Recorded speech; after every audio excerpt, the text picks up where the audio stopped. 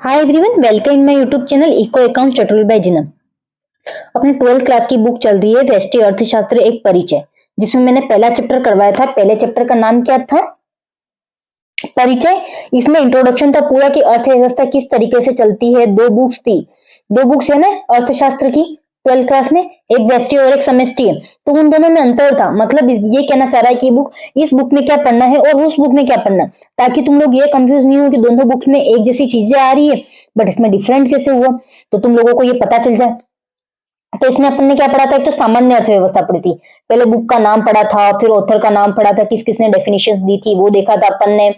उसके बाद क्या पढ़ा अपन ने? सामान्य अर्थव्यवस्था पढ़ी। सामान्य अर्थव्यवस्था में क्या होता है कि जिस तरीके से अपनी इकोनॉमिक्स चल रही है, जैसे सड़कें बनना तो वो किस तरीके से बन रहा है, कोई मार्केट चल रहा है तो वो कैसे चल रहा है, कोई कंपनी चल रही है गवर्नमेंट की तो वो कैसे चल रही है, वो सारी चीजें स्कूल वगैरह वो सब चलती है तो वो कैसे चलती है सामान्य अर्थव्यवस्था में। फिर है अर्थव्यवस्था की केंद्रीय समस्या। उसमें क्या पढ़ा था अपन ने कि अपन कैसे उत्पादन करें, किसके लिए उत्पादन करें और कितना उत्पादन करें, वो देखी थी केंद्रीय समस्या। फिर आर्थिक क्रियाकलापों का आयोजन। आर्थिक क्रियाकलापों का आयोजन में क्या था? केंद्रीय योजनाबद्ध अर्थव्यवस्था।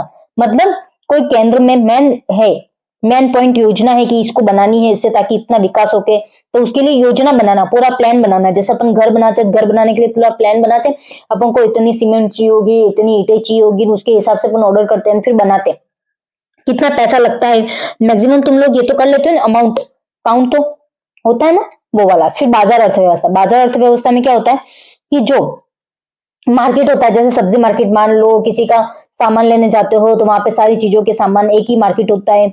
उसके बाद है ना, तुम मॉल मान लो, मॉल में भी तो वही है, बाजार ही है वो पूरा का पूरा एक साथ, वहां पे सारी चीजें अवेलेबल हो जाती है एक ही छत के नीचे।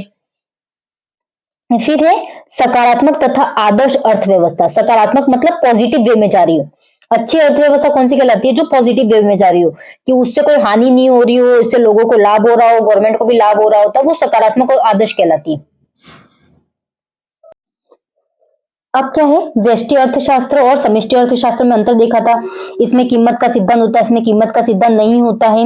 ये सारी चीजें अपन ने देखी थी। और फिर देखा था पुस्तक किसने कौन सी पुस्तक लिखी, व्यष्टि में भी देखा था, समष्टि में देखा था। उसके बाद पूरे अर्थव्यवस्था के जनक ने वो सब बताए थे, उसमें बुक भी बताई थी। तो ये सब पहले चैप्टर में पढ़ा था। तो इसमें बुक के नाम से रिलेटेड एक नंबर का क्वेश्चन बन सकता है, और व्यष्टि और समष्टि में अंतर बन सकता है, या उनके डेफिनेशन पूछ सकते हैं। फिर ये एक है, ये अर्थव्यवस्था की कौन कौन सी समस्या है उसका चित्र बनता है, तो वो इसमें से ही आएगा 6 नंबर का क्वेश्चन तुम्हारे। 6 नंबर के टोटल ऐसे ही बनेंगे। अब है सेकंड चैप्टर आज चालू करना। इसमें क्या है? उपभोक्ता के व्यवहार का सिद्धांत। उपभोक्ता के व्यवहार के सिद्धांत में कौन कौन से टॉपिक पढ़ने? एक तो उपयोगिता पढ़नी है। उपयोगिता भी कौन कौन सी है? गणनावाचक और क्रमवाचक। फिर है उपभोक्ता का बजट। उपभोक्ता का बजट में क्या है? Budget set. फिर है उपभोक्ता का इष्टतम बिंदु चयन का। फिर मांग के बारे में सारा पढ़ना है, बाजार मांग पढ़ना है और मांग की लोच पढ़ना है। ये सारे टॉपिक पढ़ने हैं, और ये पूरा मिलाकर कितने नंबर का आएगा? 12 नंबर का आएगा। तो सबसे पहले इसमें कौन सा है? चैप्टर का नाम क्या है? उपभोक्ता के सिद्धांत। उसमें अपन देखेंगे कि इसमें क्या क्या हो रहा है, उपभोक्ता कौन होता है, उपयोगिता क्या होती है, वो सारा चीजें देखनी है अपन को। परिचय देखना है। इंट्रोडक्शन में क्या है? उपभोक्ता के व्यवहार का सिद्धांत देखेंगे। फिर देखेंगे बाजार। उपभोक्ता क्या होता है कि जो यूज करता है सामान, सामान जो बनता है वो यूज कौन करते हैं? अपन करते हैं, तो अपन क्या कहलाते हैं? उपभोक्ता कहलाते हैं। अब उपभोक्ता का व्यवहार क्या होता है? वो चीज को यूज करना या नहीं करना उस पर डिपेंड करता है। वो व्यवहार क्या होगा कि अब उसने चीज यूज की तो उसको कैसा लगा, तो वो सब उसके व्यवहार के अंतर्गत दिखेगा। संतुष्ट होगा तो खुश दिखेगा, नहीं संतुष्ट होगा तो वो ये उदास उदास दिखेगा, उसको यूं लगेगा कि मैंने क्यों खरीदा, पैसे बिगड़े, तो वो सब उसका होता है व्यवहार। फिर है बाजार। बाजार क्या होता है? मार्केट। बाजार वह स्थान होता है जहां पर सारी वस्तुएं मिल जाती है, सारी वस्तुओं का लेन देन होता है, वो क्या कहलाता है? बाजार, मार्केट कहलाता है। फिर है उत्पादन। उत्पादक कैसे कैसे होते हैं? एक तो प्राथमिक, द्वितीयक, तृतीयक। ये मैंने पहले ही बताया था। प्राथमिक में क्या आता है? कृषि क्षेत्र आता है। द्वितीयक में कौन सा आता है? निजी, सॉरी है ना, विनियोग, विनिर्माण वाला आता है। विनिर्माण में क्या होता है? सामान बनता है। और तृतीय में जो सामान बन गया उसको बेचना। पहले में क्या आता है? कच्चा माल। दूसरे में सामान बनना। और तीसरे में क्या आता है? उसको बेचना। वो सेवा कहलाती है। सेवा क्षेत्र जो आता है वो तृतीय क्षेत्र में आता है। अब है उपभोक्ता। उपभोक्ता क्या कहलाता है? वस्तु वो सेवाओं का उपयोग करने वाला क्या कहलाता है? उपभोक्ता कहलाता है। हम जिन वस्तुओं का यूज करते हैं वो क्या कहलाते हैं? हम उपभोक्ता कहलाते हैं। अब है उपभोक्ता का व्यवहार। उपभोक्ता के व्यवहार में क्या होती है? वस्तु की कीमत होती है।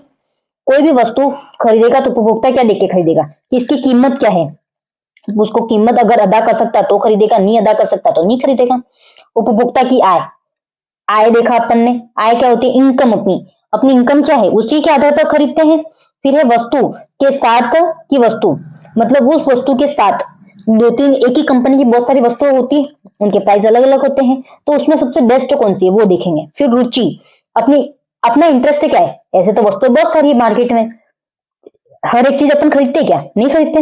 अपन क्या खरीदते? जो चीजों की अपन को आवश्यकता होती है वो। रुचि, अपना इंटरेस्ट भी तो होना चाहिए। अब जैसे फोन ही होते हैं अलग अलग कंपनी के, बहुत सारे होते हैं, नहीं कि प्राइस के अंतर्गत भी आता था। अपन जिसमें रुचि होगी, अपने जिस कंपनी में रुचि होगी उस चीज का खरीदेंगे। आवश्यकता, अपन को जिसकी आवश्यकता होती है उसकी वो चीजें खरीदना। जैसे अपन को खाने के लिए गेहूं की जरूरत है तो गेहूं खरीदा, चावल की जरूरत है तो चावल खरीदा, जिनकी भी आवश्यकता हो वो खरीदा। फिर है उपभोक्ता। उपभोक्ता क्या कहलाता है? डेफिनेशन है उसकी, एक उपभोक्ता वह है जो वस्तुओं व सेवाओं को अपनी संतुष्टि के लिए खरीदता है। इसका उसका मुख्य उद्देश्य अपनी आय को विभिन्न वस्तु एवं सेवाओं पर इस तरह से खर्च करना होता है ताकि उसे अधिकतम संतुष्टि प्राप्त हो सके। ये क्या बोलना चाह रहा है कि ये पहला पॉइंट है। वो क्या कर रहा है? कोई भी उपभोक्ता, कोई भी व्यक्ति है, कोई वस्तु खरीदता है, वो क्यों खरीदता है? कि मुझे संतुष्टि मिले। जैसे तुम लोग खाने के लिए चीजें खरीदते हो तो तुम क्यों खरीदते हो? कि तुम लोगों को खाने खाने के बाद उसको संतुष्ट मिले, संतुष्ट हो जाता हूँ। या फिर कोई चीज हो, बुक हो, उसको पढ़ के संतुष्ट हो जाता हूँ, इसीलिए खरीदते हो।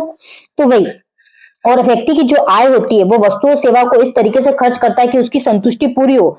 यूं नहीं हो कि उसकी है ना इनकम ही 50,000 है और वो 50,000 की एक ही वस्तु खरीद रहा है। जैसे 50,000 का मोबाइल फोन आता है तो वही खरीद ले, तो दूसरी सारी चीजें क्या गई? उसको संतुष्टि मिलेगी? एक फोन से तो उसका खाना पीना सब नहीं चल सकता है, एक फोन चला ही सकता है, भूखे पैसे रह सकता है क्या वो?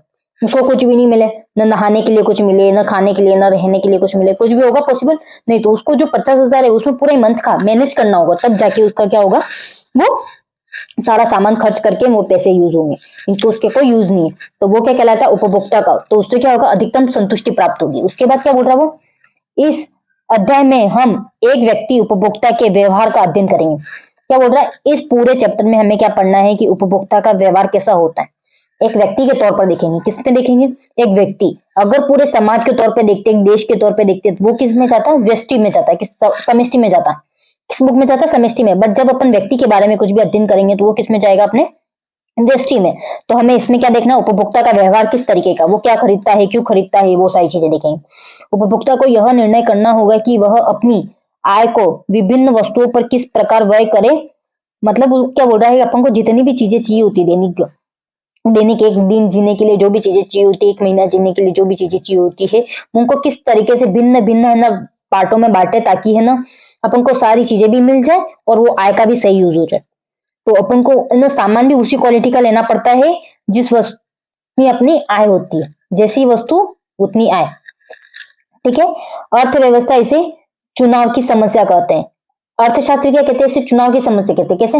अब तुम देखो, कभी कभी तो तुम लोगों को कंफ्यूज हो जाता है यार, कभी यूं होता है वही चीज खाली होती है, वो जो ज्यादा की रेट की होती है और तुम्हारे बजट के अंतर्गत है, पर तुम लोगों को वो खाने की होती है, तो तुम्हारी जो चुनाव की समस्या होती है, क्योंकि वो ज्यादा पैसों की तो तुम खरीद लोगे, बट उसके लिए तुम्हें कुछ ना कुछ पड़ना पड़ेगा, त्याग करना पड़ेगा कि नहीं करना पड़ेगा? तो उसके लिए उसे क्या कहते हैं? अर्थशास्त्र से चुनाव की समस्या कहते हैं। अतः स्वाभाविक रूप से कोई भी उपभोक्ता वस्तुओं के ऐसे संयोजन को प्राप्त करना चाहेगा जो उसे अधिकतम संतोष प्रदान करता हो। तो कोई भी व्यक्ति कैसी वस्तु प्राप्त करना चाहेगा? जो उसे संतोष देती हो। बिना संतोष के तो तुम लोग कुछ नहीं खरीदोगे, एक पेंसिल एक पेन भी नहीं खरीदोगे। तो इसलिए तुम लोग कैसे खरीदोगे? अधिकतम संतोष, मतलब तुम इससे संतोष हो, तुम्हें अच्छा लग रहा है वो खरीद कर, वैसी ही वस्तु खरीदना पसंद करोगे। तो एक बार इसका स्क्रीनशॉट ले लेना।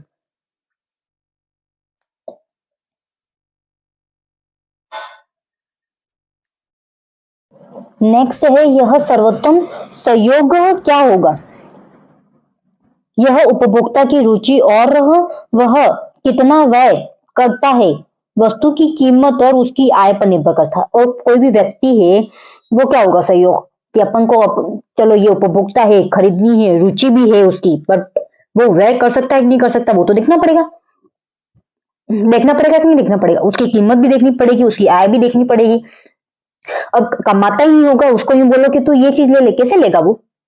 कम इनकम तो होनी चाहिए उसकी। उसकी इनकम होगी तो फिर वो वस्तु देखेगा। वस्तु देख कर क्या करेगा कि उसकी रुचि भी है उसमें, फिर वो वस्तु खरीद सकता है। रुचि है, पैसे नहीं है तो क्या खरीदेगा? कुछ नहीं खरीदेगा। तो इसलिए क्या है, व्यक्ति के पास रुचि भी होना आवश्यक है किसी वस्तु की, कीमत भी, और उसके बाद क्या है, आय भी। जैसे कभी अपन मार्केट में जाते हैं, भले अपने पास जेब में पैसे होते बट अपने को लेने की इच्छा ही नहीं है, रुचि ही नहीं है, अपना इंटरेस्ट ही नहीं है उस चीज के पीछे, और तुम लोगों को दुकान में जाके खड़ा कर दे, तुम कुछ लोगे? कुछ नहीं खरीदोगे।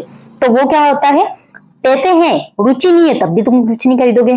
कीमत तुम लोगों को पता हो या नहीं पता हो, बट तुम लोगों की रुचि है और तुम्हारे पास आय है, उतना चुका सको, तो तुम क्या करोगे, वो वस्तु खरीद सकते हो। फिर है उपयोगिता।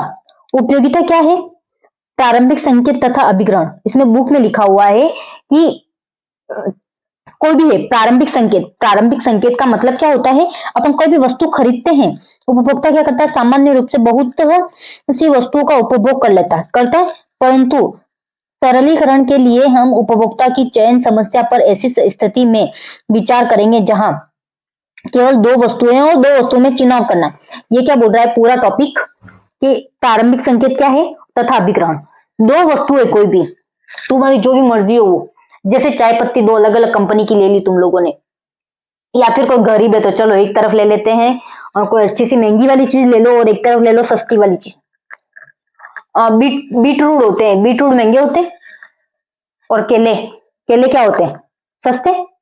अगर यूं बोलो मैं गरीब हो उसको कि तू खरीद, अब इसमें क्या खरीदेगा, वो केले खरीदेगा कि क्या बोलते हैं बीटरूट खरीदेगा? बीटरूट नहीं खरीदेगा, केले खरीदेगा वो। और किसी को बोलूं कि जो मीडियम होगा तो वो क्या करेगा, केले भी खरीद सकता है और क्या बोलते हैं बीटरूट भी खरीद सकता है, बट वो अपने पैसे मैनेज करने के लिए क्या कर सकता है, दोनों को आधा आधा खरीद कर सकता है, या किसी को कम खरीदेगा किसी को ज्यादा खरीदेगा, और जो अमीर होगा वो दोनों चीजें खरीद सकता है, होता है ना। तो वो क्या होती है उसका प्रारंभिक संकेत, कि क्या खरीदना है, कैसे खरीदना है, उसको कहाँ कितना इन्वेस्ट करना है, तो वो सब उसकी क्या होता है, प्रारंभिक संकेत होता है और अधिग्रहण होता है। फिर है उपयोगिता। उपयोगिता क्या है, दो पुस्तकें खरीदने से प्राप्त हो संतुष्टि यदि एक कमीज खरीदने से प्राप्त संतुष्टि से अधिक है तो हम कहेंगे कि पुस्तक एक उपभोक्ता की अधिकतम उपयोगिता प्रदान करता है। वो क्या बोल रहा है, ये लाइन, दो कमीज, दो बुक्स खरीदने गए तुम, कितनी, दो बुक्स खरीद रहे हो और एक कमीज। अगर तुम लोगों को भी लगता है कि नहीं मुझे बुक खरीद कर अच्छा लग रहा है और कहना कमीज खरीदने से अच्छा नहीं लग रहा है तुम लोगों को, तो वो क्या कहलाएगा, दो पुस्तकें हैं, उसका क्या होगा, वो उपयोगिता के लिए अधिक है, उपयोगिता अधिक प्रदान कर रही है, जिससे तुम संतुष्ट हो रहे हो, वो क्या कर रही है, उपयोगिता ज्यादा प्रदान कर रही है। भले ही तुम लोग कुछ भी हो, तुम यहाँ से नहीं कहीं और से पढ़ो, पैसे दे के पढ़ो, कुछ भी हो, तुम लोग संतुष्ट होने चाहिए। तुम लोग संतुष्ट होगे तो तुम लोगों के लिए क्या होगा, अच्छा होगा, मतलब वो उपयोगिता कहलाएगी, तुम लोगों ने यूज किया। बट तुम लोग ऐसे ही पैसे खरीद के फिर पढ़ रहे हो, पैसों से कुछ पढ़ रहे हो, तो कोई मतलब नहीं है उसका, अगर तुम लोगों उससे संतुष्टि नहीं हो तो। ये पॉइंट समझ में आ गया। अब है उपयोगिता का मापन इसीलिए कठिन है क्योंकि यह मनोवैज्ञानिक तथ्यों पर आधारित है। देखो उपयोगिता कैसे मापना कठिन है, क्योंकि इसको तुम विचार करके कर सकते हो, नहीं इससे मुझे अच्छा लग रहा है, इससे मुझे अच्छा नहीं लग रहा है, ये तुम पे डिपेंड करती है। अब मेरा ये व्यवहार है, मेरी ये इच्छा है, तो मेरे साथ जो दूसरा रहता होगा उसकी भी ये इच्छा होगी, नहीं। तुम्हारे दोस्तों में ही देख लो, तुम किसी और कंपनी की खरीदते होंगे चीजें, वो किसी और कंपनी की खरीदता होगा, या फिर तुम दोनों एक ही कंपनी की खरीदने की कोशिश करते होंगे, तो तुम लोगों को क्या होगा, वो बोलता होगा नहीं यार मेरे पहले वाली कंपनी अच्छी थी, वो उससे संतुष्ट नहीं होगा। जरूरी थोड़ी ना दोस्त दोस्त साथ में रहते तो भी एक जैसे रहो, उनको अलग अलग चीजों की आदत होगी। तो वो वाला वो मनोवैज्ञानिक है, ठीक है, हर एक का मन अलग अलग होता है, हर एक की इच्छा अलग अलग होती है, तो उसके हिसाब से वो वस्तु खरीदते हैं। तो एक बार स्क्रीनशॉट ले लेना। फिर है एक वस्तु का उपभोग करने पर एक व्यक्ति को प्राप्त उपयोगिता उसी वस्तु को दूसरे के द्वारा उपभोग करने से प्राप्त उपयोगिता अलग अलग होती है। वो क्या बोल रहा है कि दो वस्तुएं लेके रखी है, उसमें तुम एक वस्तु की उपयोगिता, मतलब एक वस्तु को यूज कर रहे हो तब उसकी उपयोगिता अलग है, और दूसरी वस्तु को यूज कर रहे हो तब उसकी उपयोगिता। तुम दो चीजें साथ में खरीदो, फिर पहली वस्तु खरीदोगे तब तो तुम लोगों को बहुत अच्छा लगेगा कि नहीं हमने ये यूज की, बहुत अच्छा लगा वगैरह वगैरह वगैरह। बट तुम वही यूज है ना दूसरी वस्तु करोगे, उसके साथ ही दूसरी वस्तु यूज करो, तो उसकी उपयोगिता कम हो जाती है। खाने में भी देख लो, तुम दो चीजें साथ में, तुम लोगों की दोनों फेवरेट हो, दोनों लेके बैठो, तुम उसमें एक खा लो, फिर दूसरे की खाने की इच्छा रहेगी, इतनी नहीं रहेगी, तुम्हारा मन नहीं रहेगा, तो दोनों की अलग अलग हुई कि नहीं हुई। अतः किसी वस्तु की उपयोगिता एक व्यक्ति से दूसरे व्यक्ति, एक स्थान से दूसरे स्थान तथा एक समय से दूसरे समय में भिन्न हो सकती है। जैसे मैंने अभी तुम लोगों को दोस्तों वाला एग्जांपल दिया, तुम्हारे दोस्त की अलग इच्छा है, तुम्हारी अलग इच्छा है, तुम्हें ये चीज पसंद है, उसको ये पसंद नहीं होगा, उसको कुछ और खाने में पसंद होगा, तुम्हें कुछ और खाने में पसंद होगा। तो वही समय का अंतर, जैसे वही वस्तु तुम लोग पहले खाते, जैसे मैंने अभी 2 फेवरेट वस्तु बोली, तुम्हारी कोई भी हो, तुम्हारी इच्छा हो वो ले लो, फिर उसमें से तुम एक जो पहले खा रहे हो तो समय का अंतर था। वही चीज तुम दूसरी वाली पहले खाती तो तब भी वही हालत होती कि दूसरी वस्तु में तुम्हें इंटरेस्ट कम रह जाता। तो हुआ कि नहीं हुआ उपयोगिता। फिर है एडवर्थ। एडवर्थ कब, 1881। एडोनेली 1886।